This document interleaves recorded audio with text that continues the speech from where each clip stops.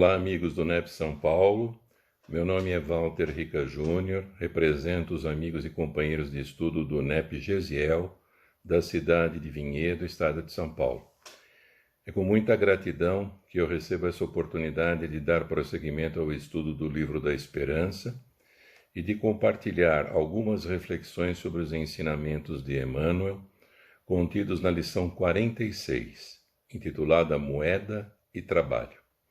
Essa lição tem início referindo-se a uma passagem do Evangelho do Cristo, que está em Mateus, capítulo 25, versículo 14. Porque isto é também como um homem que, partindo para fora da terra, chamou os seus servos e entregou-lhes os seus bens. Em seguida, a lição nos remete a um trecho do item 10, capítulo 16 do Evangelho segundo o Espiritismo. Os bens da terra pertencem a Deus, que os distribui a seu grado, não sendo o homem senão o usufrutuário, o administrador mais ou menos íntegro e inteligente desses bens. E a seguir encontramos os ensinamentos de Emmanuel. Diz ele: se muitos corações jazem petrificados na terra, em azinhavre de sovinice, fujamos de atribuir ao dinheiro semelhantes calamidades. Condenar a fortuna pelos desastres da avareza seria o mesmo que espancar o automóvel pelos abusos do motorista.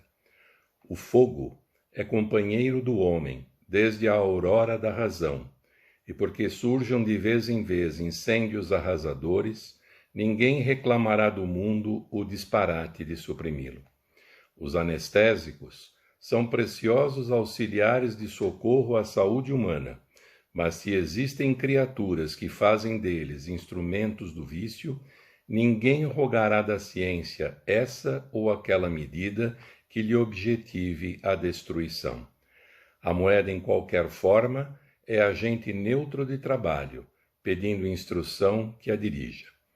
Dirás provavelmente que o dinheiro levantou os precipícios dourados da vida moderna, onde algumas inteligências se tresmalharam na loucura ou no crime, comprando inércia e arrependimento a peso de ouro. Contudo, é preciso lembrar as fábricas e instituições beneméritas que ela garante, ofertando salário digno a milhões de pessoas. É possível que acredites seja ele o responsável por alguns homens e mulheres de bolsa opulenta que espantam o próprio tédio de país em país, à afeição de doentes ilustres, exibindo extravagâncias na imprensa internacional. Entretanto, é forçoso reconhecer os milhões de cientistas e professores, industriais e obreiros do progresso, que a riqueza nobremente administrada sustenta em todas as direções. A divina providência suscita amor ao coração do homem, e o homem substancializa a caridade, metamorfoseando o dinheiro em pão que extingue a fome. A eterna sabedoria inspira a educação ao cérebro do homem, e o homem ergue a escola, transfigurando o dinheiro em clarão espiritual que varre as trevas. Não censures a moeda, que será sempre alimento da evolução. Reflete nos benefícios que ela pode trazer. Ainda assim, para que lhe aprendas todo o valor, se queres fazer o bem, não exijas para isso o dinheiro que permanece na contabilidade moral dos outros. Mobiliza os recursos que a infinita bondade te situa retamente nas mãos, e ainda hoje, nalgum recanto da viela perdida, ao ofertares um caldo reconfortante às mães infortunadas que o mundo esqueceu, perceberás que o dinheiro, convertido em cântico fraterno, te fará ouvir palavra de luz da própria em prece jubilosa. Deus te abençoe e ampare. Então, meus amigos, quando se trata de Emmanuel e de suas lições, é sempre interessante iniciarmos o estudo e a busca do entendimento examinando o título da lição. No caso de hoje, Moeda e Trabalho. O título poderia ser simplesmente Moeda ou simplesmente Trabalho, mas o benfeitor, quando intitula a lição de Moeda e Trabalho, associa esse bem transitório ao segundo dever do homem para com Deus. O trabalho, ocupação útil, momento em que, sintonizados com o Criador, realizamos em conjunto a sua obra. Agente transformador e de evolução intelectual e moral do espírito, estrada prática do amor, da justiça e da caridade.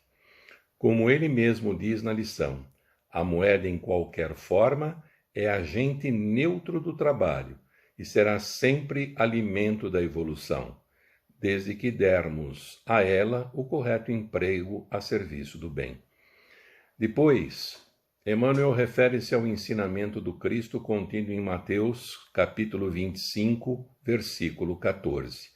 Porque isto é também como um homem que, partindo para fora da terra, chamou os seus servos e entregou-lhes os seus bens. Esse é o primeiro versículo da conhecida parábola dos talentos. A sua interpretação nos mostra os bens e as oportunidades que são colocados à nossa disposição, para que nós possamos trabalhar o nosso interior e evoluirmos. Como mencionam alguns intérpretes, os talentos consubstanciam a oportunidade espiritual, isto é, a outorga de conhecimento, orientando nossas vidas para que nós possamos trilhar o caminho da verdade. Na expressão, como um homem que partindo para fora da terra chamou os seus servos, nós podemos reconhecer Deus chamando a todos nós, a humanidade, seus agentes, para cuidar da sua obra. Na expressão entregou-lhes seus bens, que na parábola são os talentos, Jesus se refere aos bens e recursos que a providência divina nos outorga para serem empregados em benefício próprio e no do nosso semelhante, pelo tempo concedido para sua movimentação, que é o tempo da nossa existência na Terra.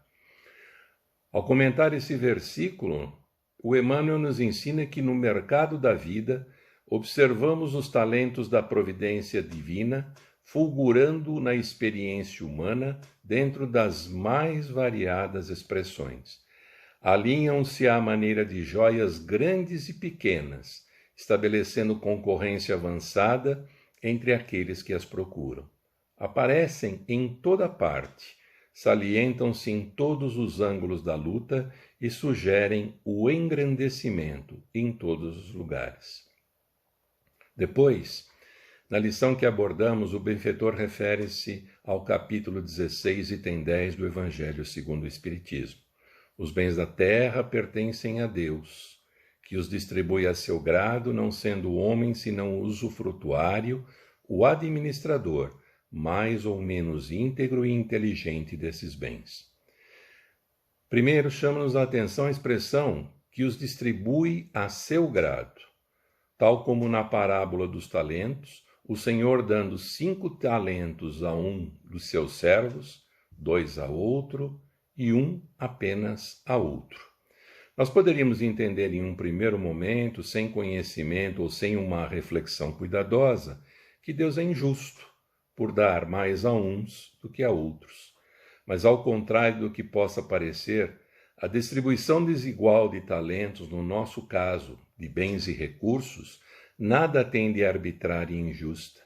Essa distribuição baseia-se na capacidade de cada um de nós, adquirida ao longo da nossa estrada evolutiva, de nossa experiência e aprendizado, acumulados anteriormente a cada encarnação.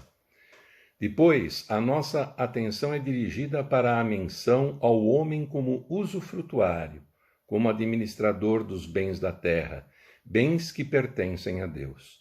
E essa verdade muda a nossa forma de ver os bens materiais e os recursos que estão em nossas mãos. Muda a forma de ver a finalidade desses bens e recursos e a nossa postura diante dos mesmos.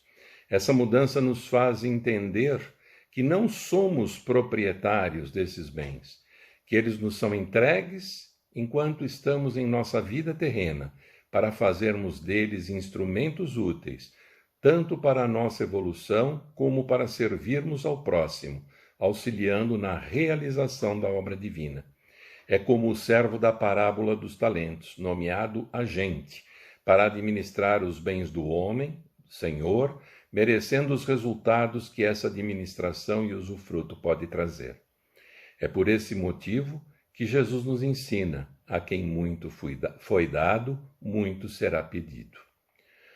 Outro aspecto, meus amigos, que merece a atenção é quando nesse item 10 nós encontramos o homem como administrador, o usufrutuário, mais ou menos íntegro e inteligente desses bens. A maior inteligência e a maior integridade, ou seja, o maior conhecimento e a maior evolução moral, é que vai determinar a correta destinação, a correta utilização dos bens e das oportunidades colocados à nossa disposição. Esses bens e oportunidades são dádivas divinas. A sua utilização, de acordo com as leis divinas, ou o desvirtuamento dessa utilização com o nosso afastamento dessas leis, dependerá do grau evolutivo da nossa inteligência e da nossa integridade. Emmanuel, nessa lição sobre a qual hoje nos refletimos, ele vem nos alertar sobre a nossa responsabilidade com relação à moeda, utilizada como instrumento de melhoria e crescimento coletivo, através do trabalho, do servir, ou seja, através da caridade. E comentando o capítulo 21, versículo 28 de Mateus, Emmanuel ensina que trabalhar é produzir transformação, oportunidade e movimento, e que servir é criar simpatia, fraternidade e luz. Portanto, Deus oferece o trabalho para aprendizado e não para recompensa. Trabalho para servir, e toda a espiritualidade resulta de uma ação em benefício do próximo. Tudo que o homem necessita para a manutenção da vida encontra-se na terra. De um lado, todos os recursos ao alcance da criatura, e de outro, a necessidade do esforço, do trabalho, da aplicação da inteligência, da moralidade, para que esses recursos, corretamente utilizados e empregados, possam servir de caminho ao bem, à caridade e, consequentemente, à evolução individual e da coletividade. Assim, o homem estará amando e servindo a Deus, amando e servindo a si e ao seu próximo. Quanto à moeda, como nos diz Emmanuel, é ela agente neutro de trabalho, pedindo instrução que a dirija. Essa instrução virá do grau de inteligência e de moralidade que cada um tiver e empregar na utilização dos bens e dos recursos, podendo, portanto, o seu emprego e utilização serem bons, serem construtivos e com responsabilidade, ou, ao contrário, podendo criar maiores dores e sofrimentos para nós mesmos e para o próximo. Como nós vimos na parábola dos talentos, o Senhor distribui os seus bens a seus servos de forma desigual, de acordo com a capacidade acumulada de cada um, de bem empregá-los e multiplicá-los. Aqueles que mais recebem já são espíritos mais experientes, mais vividos, que estão reencarnados para missões mais complexas, de maior aprendizado e que têm maior impacto na coletividade. Os que recebem menos têm também uma missão e um trabalho importantes, mas em âmbito mais restrito, como, por exemplo, no âmbito familiar e até mesmo a responsabilidade de promoverem apenas o seu progresso espiritual pela aquisição das virtudes ainda não conquistadas. Assim, nós podemos encontrar sentido nas provas da riqueza, do poder, da miséria, deixando de lado certos sentimentos negativos como a inveja, certas ideias como a de que a miséria é pior do que a riqueza ou é sinônimo de maior evolução. Ao comentar a questão 816 do Livro dos Espíritos, sobre a riqueza, Kardec nos fala sobre os riscos da riqueza. E ele diz: a posição elevada no mundo e a autoridade sobre os semelhantes são provas grandes e arriscadas, porque quanto mais o homem for rico e poderoso, mais obrigações tem a cumprir, maiores são os meios de que dispõe para fazer o bem e o mal. Continua: a riqueza e o poder despertam todas as paixões que nos prendem à matéria, paixões essas que nos distanciam da perfeição espiritual. Foi por isso que Jesus disse: em verdade vos digo, é mais fácil um camelo passar pelo fundo de uma agulha do que um rico entrar no reino dos céus. Quando nós falamos da busca pela aquisição da riqueza material, é importante lembrar o disposto na questão 719 do Livro dos Espíritos. O bem-estar é um desejo natural.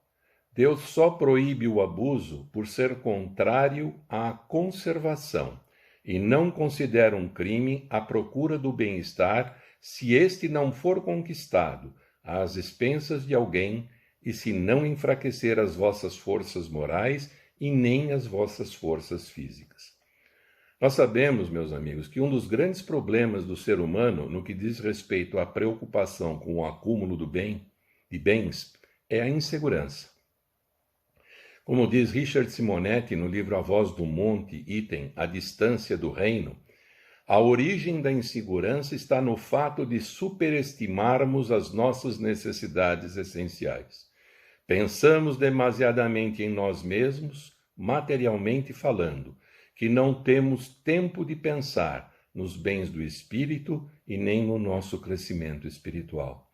Portanto, é importante que o ser humano aprenda a estabelecer um limite entre o supérfluo e o necessário. Na lição contida no capítulo 2, Excesso e Você, do livro O Espírito da Verdade, o Espírito André Luiz nos sugere algumas medidas para auxiliar a educação de nossa ânsia de consumo e acúmulo de bens, para investirmos no nosso crescimento espiritual. André Luiz inicia a relação dessas medidas lembrando-nos que utensílio inútil em casa será utilidade na casa alheia. O desapego começa nas pequenas coisas. Quem faz circular os empréstimos de Deus renova o primeiro caminho. E aí ele nos dá uma série de outras medidas. E ao final ele termina nos trazendo uma reflexão. Previna-se hoje contra o remorso amanhã. O excesso de nossa vida cria a necessidade do semelhante. Na lição que analisamos, Emmanuel não fala apenas de empregar os recursos que sobram, mas aproveitar toda e qualquer oportunidade de utilizá-los em nosso trabalho para servir, para auxiliar o próximo. Quando diz que, ainda que aprendamos o valor do dinheiro, dos bens e recursos para fazermos o bem, não podemos exigir o dinheiro que permanece na contabilidade moral do outro, mas mobilizar os recursos que a infinita bondade coloca em nossas mãos para ofertarmos auxílio, conforto, esperança àqueles que tanto necessitam. E continua dizendo, para assim procedermos ainda hoje, como a dizer-nos que estamos sempre prontos para, de alguma forma, auxiliarmos na obra divina de amor, justiça e caridade. Finalmente, para encerrarmos, trazemos dois importantes ensinamentos de Emmanuel sobre dinheiro e trabalho. O primeiro deles é quando Emmanuel comenta a questão 676 do Livro dos Espíritos, sobre a necessidade do trabalho. Comentário esse contido na lição Trabalha Servindo, no livro Religião dos Espíritos. O benfeitor nos diz, no trabalho em que possas fazer o melhor para os outros, encontrarás a quitação do passado, as realizações do presente e os créditos do futuro. E é ainda por ele que conquistarás o respeito dos que te cercam, a riqueza da experiência, a láurea da cultura, o tesouro da simpatia, a solução para o tédio e o socorro de toda dificuldade. O trabalho dos que trabalham servindo chama-se humildade e benevolência, esperança e otimismo, perdão e desinteresse, bondade e tolerância, caridade e amor. E somente através dele o espírito caminha na senda de ascensão em harmonia com as leis de Deus. e falando sobre a moeda, sobre o dinheiro, comentando a questão 816 do Livro dos Espíritos sobre a prova da riqueza, na lição Ao Redor do Dinheiro, contida no livro Religião dos Espíritos, Emmanuel nos ensina: se o dinheiro nas garras da usura agravar os flagicídios da orfandade e os tormentos da viuvez, nas mãos justas do bem, converte o pauperismo em trabalho e o sofrimento em educação. Se a riqueza entesourada sem o lucro de todos pode gerar o colapso do progresso, o centavo movimentado ao impulso da caridade é o avivamento do amor na terra. Ninguém tema desse modo a grave responsabilidade da posse efêmera entre as criaturas humanas, mas que toda a propriedade seja por nós recebida como empréstimo santo, cujos benefícios é preciso estender em proveito geral. Não se pode servir a Deus e a Mamon, mas é nossa obrigação das mais simples colocar Mamon a serviço de Deus.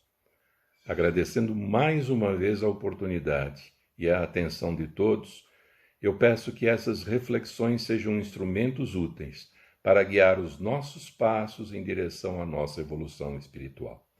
Muito obrigado.